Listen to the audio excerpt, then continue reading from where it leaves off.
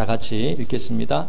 천국은 마치 자기 아들을 위하여 혼인잔치를 베푼 어떤 임금과 같으니 그 종들을 보내어 그 청한 사람들을 혼인잔치에 오라 하였더니 오기를 싫어하거늘 다시 다른 종들을 보내며 이르되 청한 사람들에게 이르기를 내가 오찬을 준비하되 나의 소와 살찜 짐승을 잡고 모든 것을 갖추었으니 혼인잔치에 오소서 하라 하였더니. 아멘. 오늘 마태복음 22장 말씀을 천국에 들어가는 자들이라는 제목을 붙여봤습니다. 어떤 장소에 들어가기 위해서는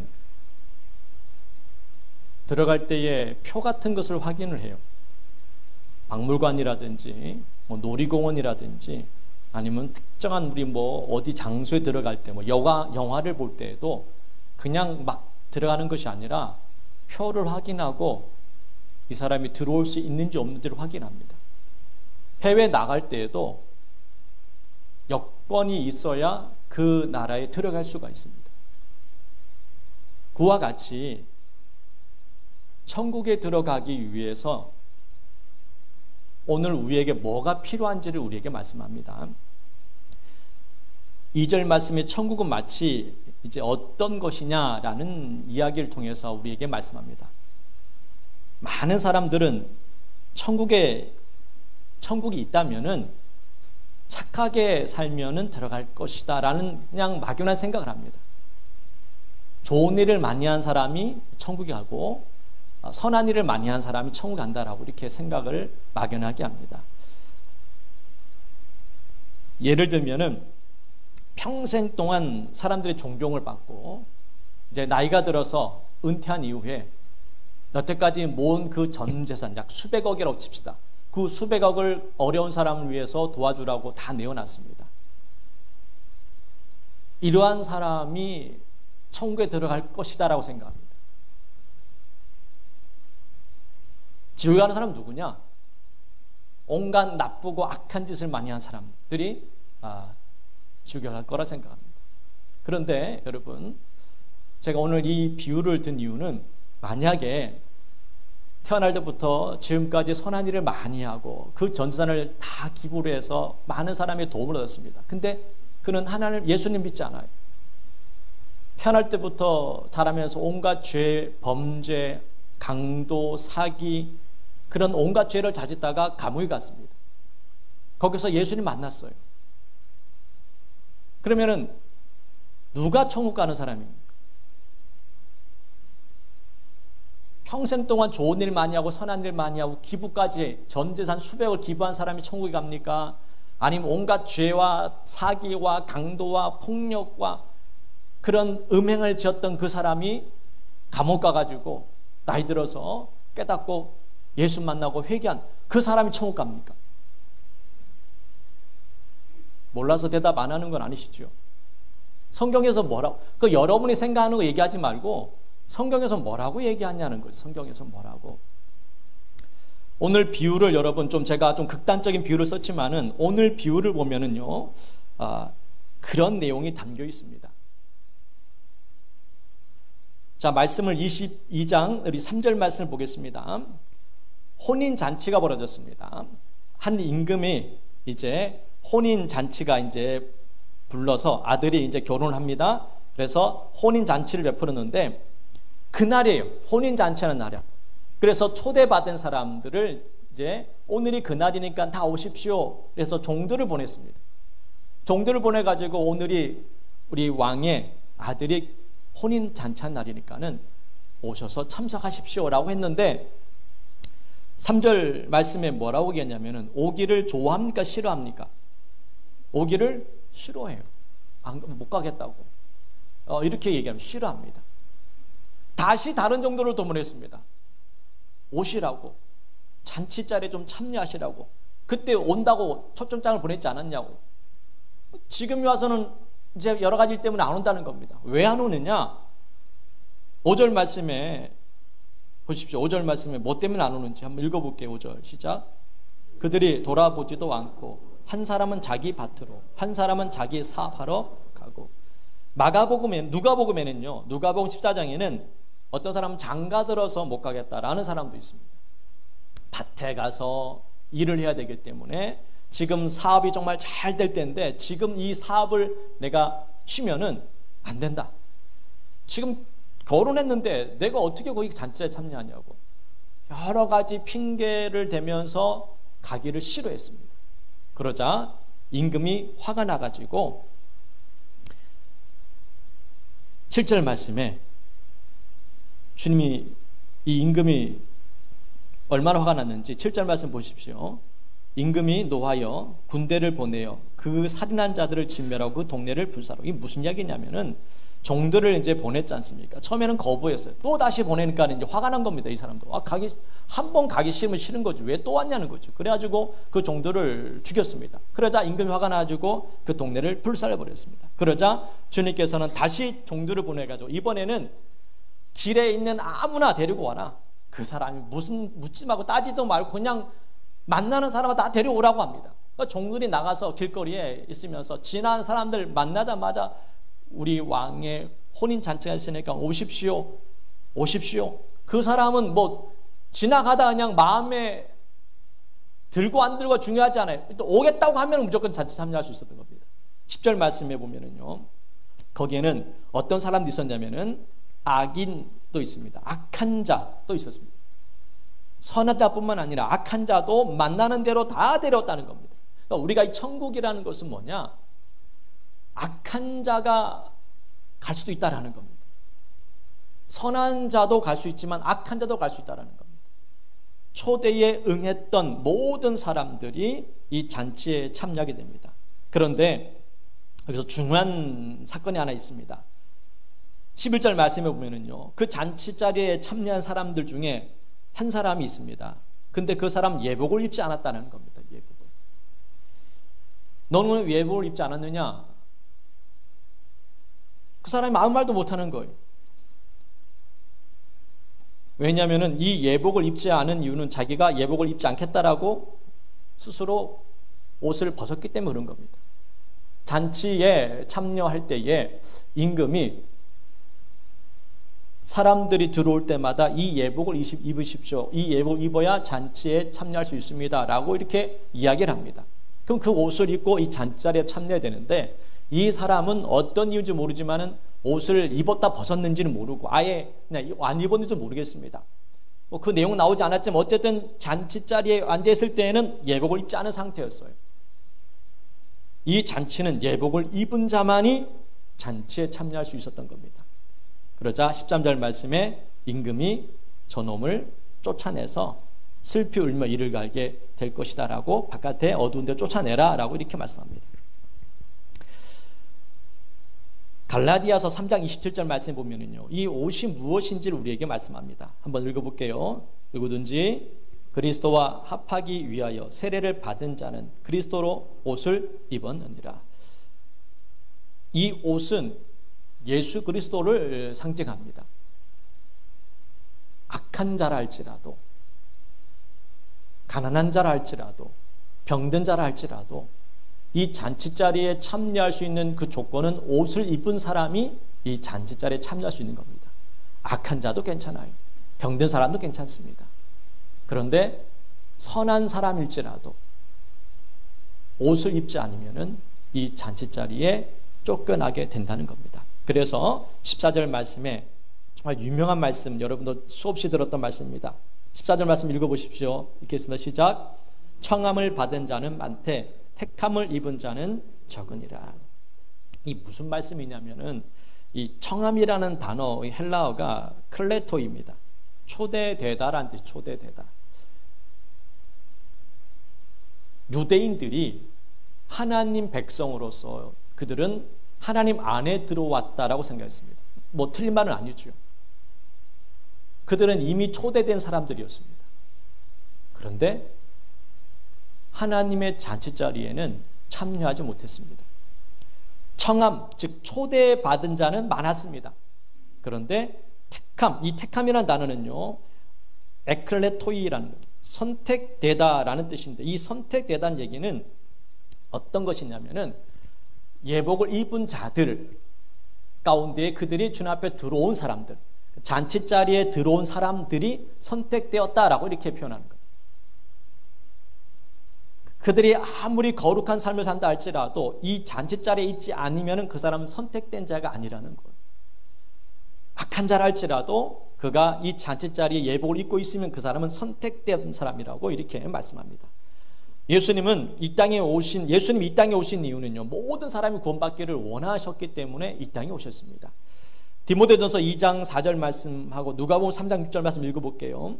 읽습니다. 하나님은 모든 사람이 구원을 받으며 진리를 아는 데 이르기를 원하시느니라. 모든 육체가 하나님의 구원하심을 보리라 함과 같으니라. 이 누가복음 말씀은 세례 요한이 외쳤던 말씀입니다. 이사야 예언을 이용해 가지고, 이 이사야는 예수님 메시아에 관한 예언을 한 사람이었습니다. 예수님에 관한 이야기했는데, 예수님이 이 땅에 오신 이유는 뭐냐? 오늘 이 모든 육체가 하나님의 구원을 얻게 하도록 만드시기 위해서 이 땅에 예수님이 오셨다라는 겁니다. 모든 사람이 구원받기를 원하셨는데, 그러나 모든 사람이 구원받지는 못했다는 거예요. 지금 우리 주위에도 봐도 그렇지 않습니까? 예수님은 이 땅에 오심으로 말미암아 하나님의 구원이 이 땅에 충만하기를 원하셨는데, 그런데 청함, 즉 초대된 사람들은 많지만, 이 무슨 좀 쉽게 얘기하면은 우리가 이 복음을 듣는 사람은 많아요. 복음을 듣는 사람은 많지만 그 복음을 받아들인 사람은 많지 않다는 겁니다. 로마서 10장 11절 13절 말씀 또 한번 읽어볼게요. 성경에 이르되 누구든지 그를 믿는 자는 부끄러움을 당하지 아니하리라 하니 유대인이나 헬라인이나 차별이 없습니다. 한 분이신 주께서 모든 사람의 주가 되사 그를 부르는 모든 사람에게 부요하시도다. 누구든지 주의 이름을 부르는 자는 구원을 받으리라. 차별이 없습니다. 유대인만 선택한 게 아니에요.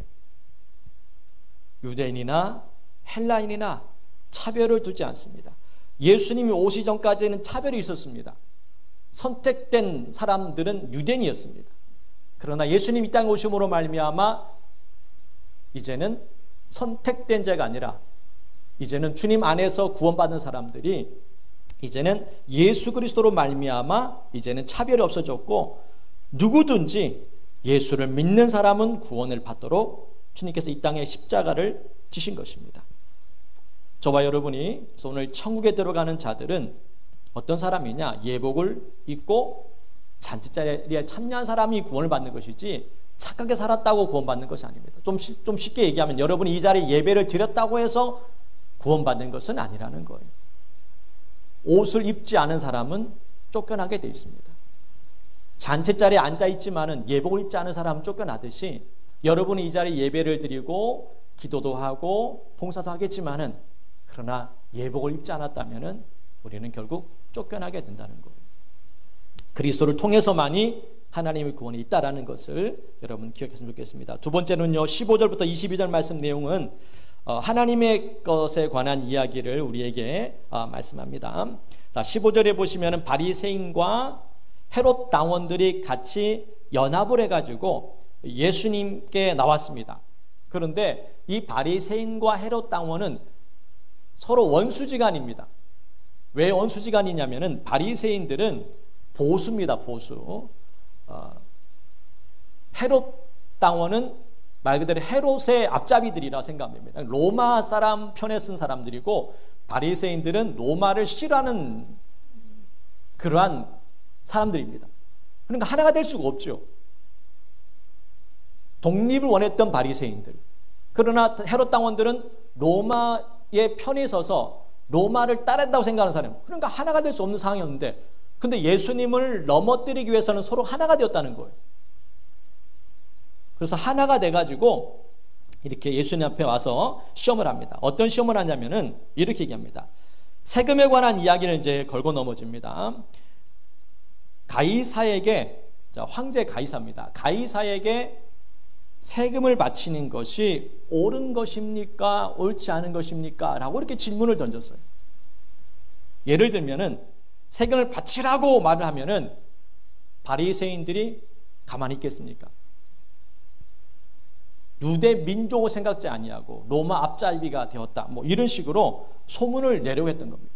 저 예수는 로마 편을 들어가지고 우리 유대인들을 돌보지 않았다, 이렇게 이제 걸고 넘어지려 했던 것이고, 만약에 세금을 바치지 말라 그러면 헤롯 당원들이 일어나가지고 감히 가이사 황제의 명을 거부했다고, 법을 어겼다, 뭐 이런 뜻이죠.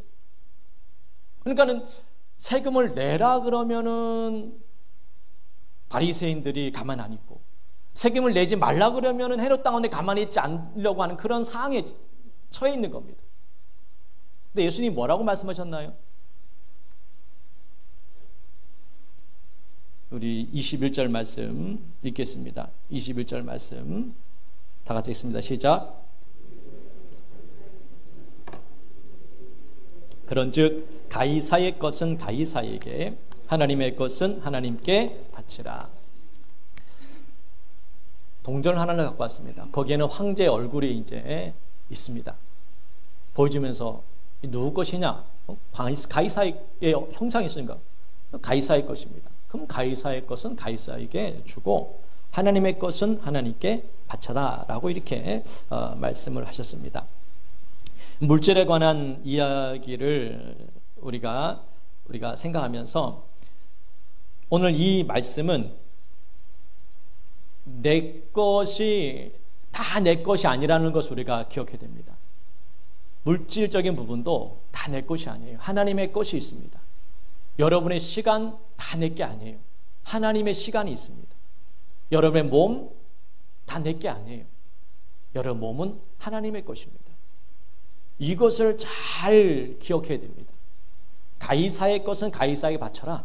그러나 하나님의 것은 하나님께 바치라는 겁니다. 물질도 하나님의 것이 있어요. 시간도 하나님의 것이 있습니다. 주일은 하나님의 것임을 여러분 인정하셔야 됩니다. 내 몸도 나를 위해서 살 것이 아니라 하나님을 위해서 봉사할 수 있는 몸이 되어야 됩니다. 직분을 준 이유가 뭡니까? 그 직분은 나에게 해야 될 일이 있다라는 거예요. 그 일이 생겼을 때 우리는 그것을 거부하지 말아야 됩니다. 아, 내가 이 일은 하나님께서 시키신 일이구나. 내가 이 일은 해야지.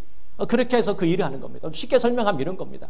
이제 돌아가면서 청소를 하고 지금 밥을 안 하지만 이제 예전에 밥도 했지 않습니까? 그러니까 이 여성교회 밥을 한다. 그러면은 그 시간은 주를 위해서, 이 여성교회는 그 시간은 내가 이 몸을 주님 앞에 드리는 시간이에요. 내 마음대로 쓰는 시간 아니라고 여러분 인정하셔야 되는 거예요. 그러니까 이 시간은 내가 주님을 위해서 드리는 시간이구나. 내 몸은 그 시간은, 그날은 내가 이 몸을 주님을 위해서 내가 헌신해야 돼. 이런 마음을 가지라는 겁니다. 물질 우리가 월급 타면 다 내 게 아니라는 거예요. 주님 것이 있다라는 겁니다. 그것을 잊지 않고 살아가는 거. 왜 주님께서 우리에게 말씀하시느냐? 그래야 하나님을 생각한다는 겁니다. 하나님. 주의를 지킴으로 우리가 교회 오잖아요. 그럼 하나님을 생각하잖아요. 봉사할 때도 하나님을 우리가 늘 생각하면서 봉사를 하게 되어 있습니다. 물론 봉사하면서 끝까지 하진 않지만 그래도 교회에 온다는 것 자체가 하나님을 생각하고 있다는 거죠. 하나님의 것이다라는 것을 여러분 인정하셔야 됩니다. 그래야 하나님이 기뻐하십니다. 고린도후서 9장 7절 보시면은요, 이런 말씀이 있습니다. 읽겠습니다. 각각 그 마음에 정한 대로 할 것이요 인색함으로나 억지로 하지 말지니 하나님은 즐겨내는 자를 사랑하시느니라. 몇 명의 목사님들이 이런 얘기를 가끔 하는 얘기를 듣습니다. 뭐 헌금은 해도 그만, 안 해도 그만이다. 그건 자원하는 마음으로 헌금하는 것이지 뭐 억지로 할 필요 없다. 이렇게 얘기하는 분도 있고, 11조는 구약에서는 하는 거지 신약에서는 하지 않아도 된다. 이렇게 하시는 목사님들이 있습니다. 저는 다르게 생각합니다. 저는 그 목사님의 말씀에 동의를 하진 않아요. 그 목사님 뭐 잘못됐다 틀렸다라기보다는 저 개인적인 생각입니다.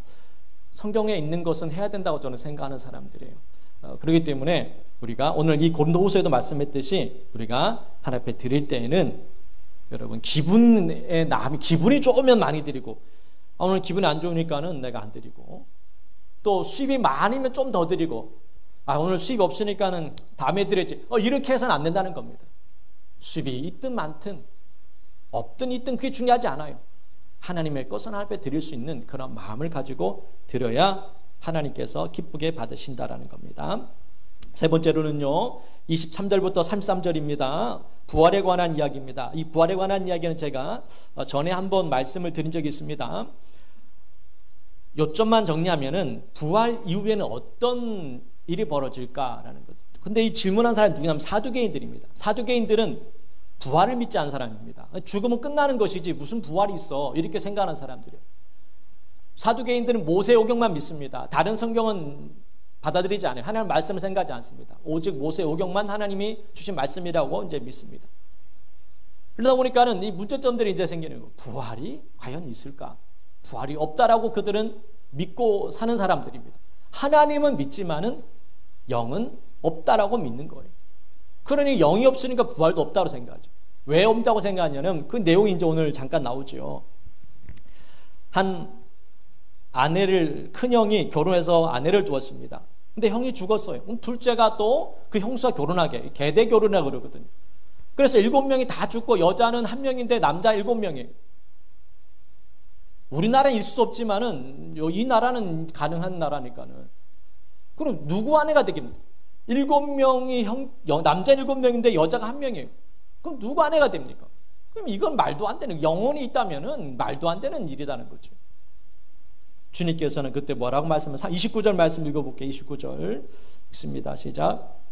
예수께서 대답하여 이르시되 너희가 성경도 하나님의 능력도 알지는 못하는 거로 오해하였도다.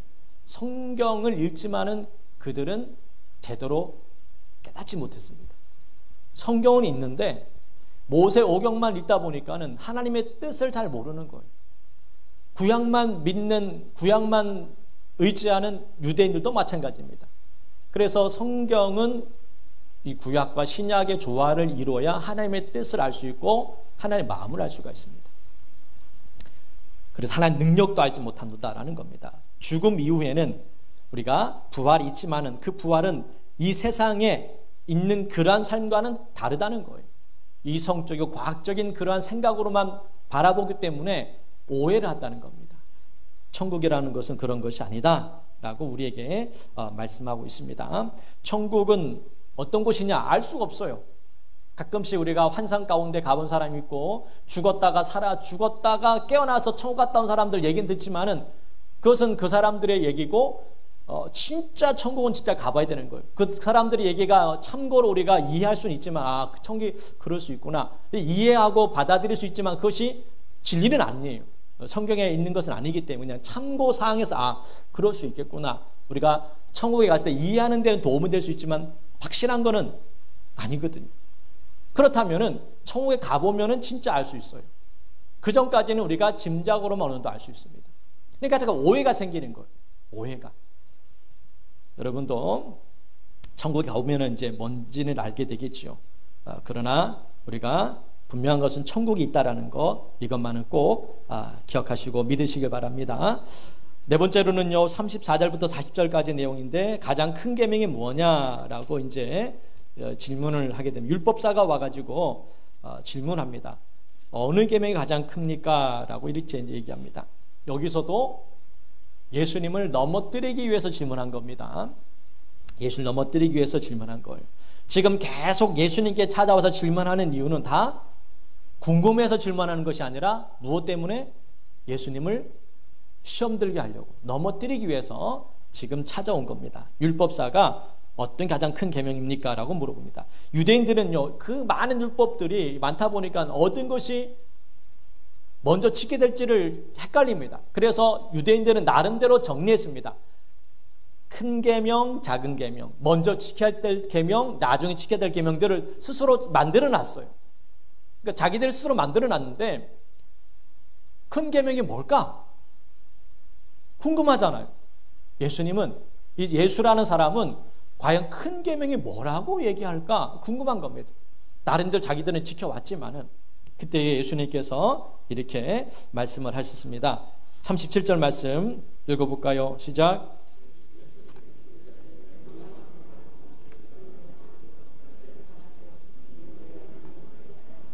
첫째 계명이 바로 주 너희 하나님을 사랑하라 그랬는데 어떻게 사랑하라고요? 마음을 다하고 목숨을 다하고 뜻을 다하여서 주님을 사랑하라는 것. 이것이 첫째 계명이에요. 여러분 그렇게 하고 있습니까? 마음을 다하는 까지는 가능하는데 마음은 다 할 수 있지. 근데 걸리는 것은 목숨까지 다한다는 것은 여기서 좀 우리가 걸림이 목숨까지 사랑해야 되나? 여기서 이제 걸리게 되죠. 뜻을 다, 이 마음과 뜻은 눈에 보이지 않아요. 그렇기 때문에 할 수 있을 것처럼 보이지만 목숨을 다한다는 게 우리가 참 여기서 걸립니다. 주님을 사랑하는 것, 목숨을 걸고 주님을 사랑해야 된다라고 말씀합니다. 그것이 첫째 계명입니다. 둘째 계명은 39절 말씀에 이렇게 얘기합니다. 같이 읽을게요. 39절 읽습니다. 시작. 둘째도 그와 같으니 내 이웃을 내 자신같이 사랑하라 하셨으니, 내 이웃을 누구와 같이? 나와 같이, 자신같이 사랑하라 라고 말씀합니다. 이것이 둘째 되는 계명이다 라고 우리에게 말씀합니다. 그렇게 할 수 있습니까, 여러분? 하도록 노력하셔야 됩니다. 첫째는 목숨을 다해서 하나님을 사랑해야 되는 것이고, 두 번째는 내 이웃을 사랑합니다. 이것이 가장 크고 첫째 되는 계명이요, 또 둘째도 그와 같다라고 말씀하고 있습니다. 예수님께서 이렇게 말씀해 주셨기 때문에 가장 큰 계명이 무엇인지 우리가 알게 되었다는 겁니다. 예수님을 시험하러 왔던 사람들 때문에 하나님의 뜻을 더 알게 되었다라는 사실 여러분 아십니까? 오늘 말씀 계속 그 얘기입니다. 바리새인과 헤롯 당원들이 예수님을 올무에 걸리게 하기 위해서 세금에 관한 이야기를 물어봤는데, 그것이 결국 하나님의 것이 있고 가이사의 것이 있다라는 것을 우리에게 알려주었습니다. 그리고 부활에 관한 사두개인들이 예수님을 넘어뜨리기 위해서 또 왔는데, 결국에는 그것도 천국이라는 것은 결국 우리가 상상하는 것과는 좀 다르구나, 이 세상과는 좀 다른 삶이 있구나 라는 것을 또 주님께서 알려주셨습니다. 그리고 가장 큰 계명이 무엇인지도 오늘 우리에게 말씀합니다. 마지막으로요, 41절부터 46절 말씀, 예수님과 다윗에 관한 이야기를 우리에게 말씀합니다. 자, 바리새인들은 메시아가 다윗의 자손이라는 것을 알았습니다. 42절에 보시면 이렇게 이야기합니다. 읽어볼게요. 시작. 너희는 그리스도에 대하여 어떻게 생각하느냐?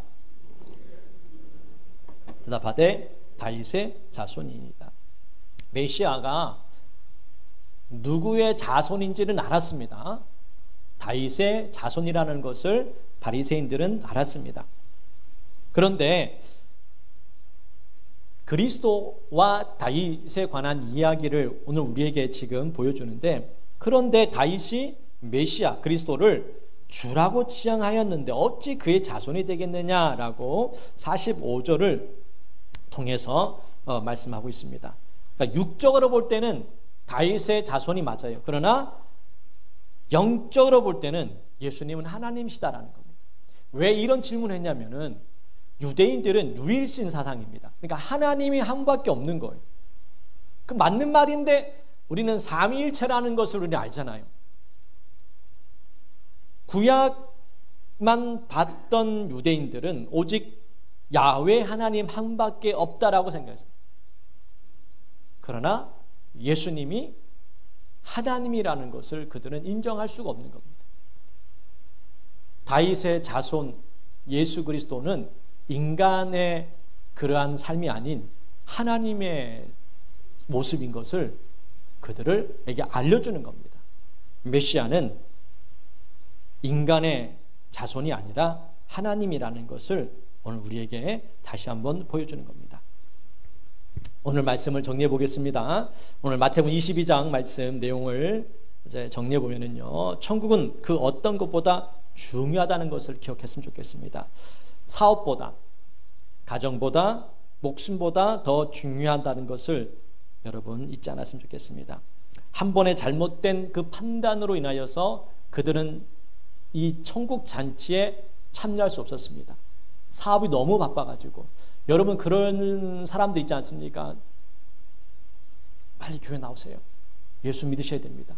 하면은 지금 내가 좀 사업이 한창이라 내가 돈을 벌어오고 나서 그때 나중에 여유가 생기면 그때 가겠다라고 사는 사람들이 너무 많습니다. 교회 안에 예수를 믿는 사람들 중에서도 이런 사람이 종종 있습니다. 지금 내가 좀 일을 좀 더 많이 해서 좀 여유가 생기면 그때 열심히 내야지. 이렇게 마음을 가지고 다니는 사람이 있습니다.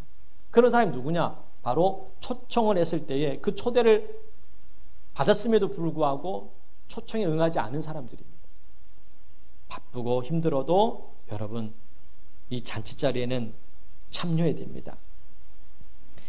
마태복음 25장 30절 말씀에 한번 읽어볼게요. 이 무익한 종을 바깥 어두운 데로 내쫓으라. 거기서 슬피 울며 이를 갈리라 하니라.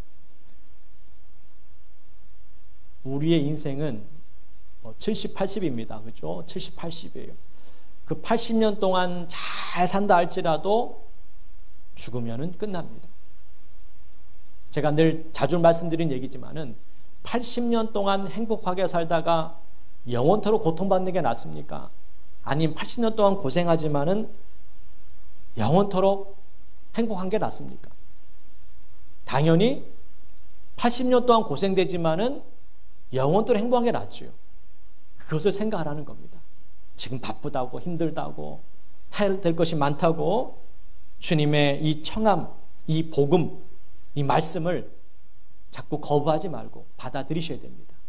천국에 들어가는 자들은 말씀을 받아들이는 사람임을 기억했으면 좋겠습니다. 두 번째로는요, 시험이 계속 찾아옵니다. 예수님께 자꾸 시험하러 옵니다. 바리새인들, 헤롯 당원들, 사두개인들, 율법사가 와가지고 자꾸 시험합니다. 근데 자꾸 시험할 때마다 우리에게는 큰 은혜가 됩니다. 왜냐하면 이 시험을 통해서 우리가 하나님의 놀라운 진리의 말씀을 더 배우게 되었거든요. 그렇기 때문에 시험이라는 것은 좋지는 않지만은 그 시험을 통해서 우리가 깨닫는 부분도 있습니다. 근데 이 시험은 우리가 말하는 기도하지 않은 시험과는 좀 다른 겁니다. 좀 쉽게 표현하자면은 우리 인생에 고난이 찾아올 때가 있어요. 이 고난은 나를 병들게 만드는 것이 아니라 내 신앙을 굳건하게 만드는 그런 고난들이 있습니다. 기도하지 않으면은 이제 그런 진짜 시험이 찾아오는 거죠. 마귀가 주는 시험을 우리가 받지 말아야 되지만은 하나님께 주시는 이 고난은 우리가 받아들일 때에 더욱더 큰 은혜가 있는 줄 믿습니다. 우리가 조심해야 될 것은요, 이 마귀가 주는 시험입니다. 마태복음 4장에 보면은요, 마귀가 예수님을 시험하러 옵니다. 마귀는 계속 시험하러 와요. 거기서 끝난 것이 아니라 계속 시험합니다. 이 악한 영들은 오늘도 우리에게 시험하러 올 겁니다. 그 시험에 넘어가지 않도록 어떻게 됩니까? 누가복음 22장 46절 말씀에 분명히 우리에게 말씀하고 있습니다. 읽습니다. 이르시되 어찌하여 자느냐? 시험에 들지 않게 일어나 기도하라 하시니라. 여러분, 이 마귀가, 이 악한 영이 우리에게 찾아올 때는 조용히 찾아옵니다. 그러니까 시험에 이 마귀가 왔구나 라고 못 느껴요.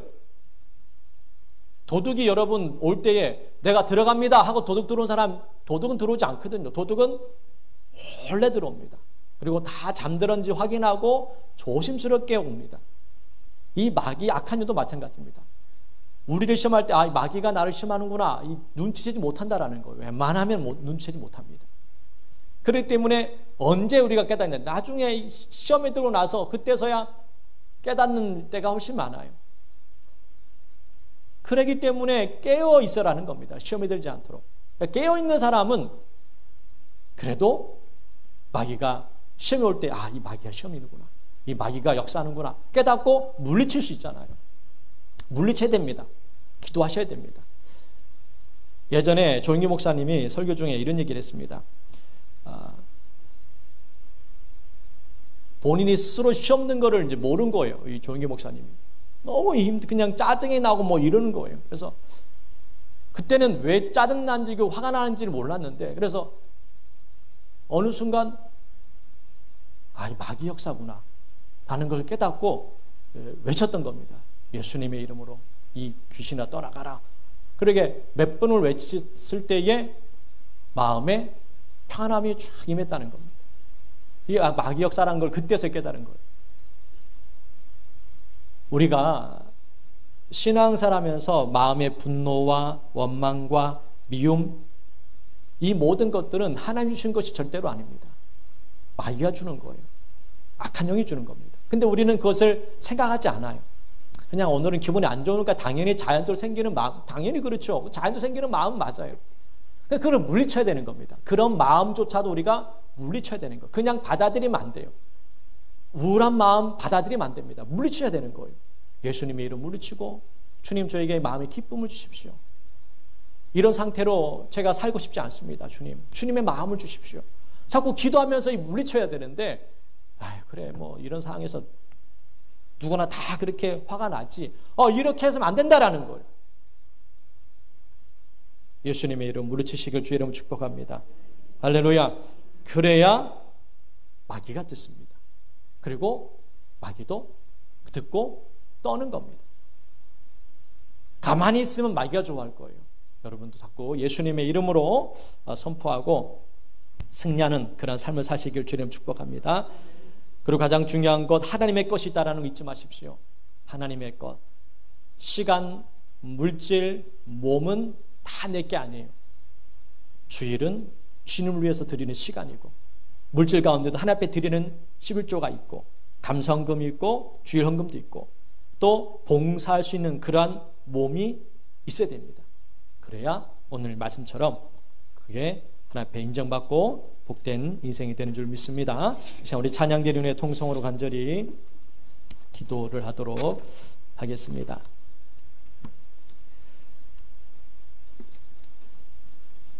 허무한 시절 지날 때에 깊은 한숨 내쉴 때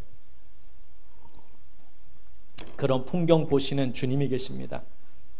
오늘 말씀 생각하면서 천국에 들어가는 자들이란 제목을 통해서 천국 잔치에 참여하지 않은 사람들이 있었습니다.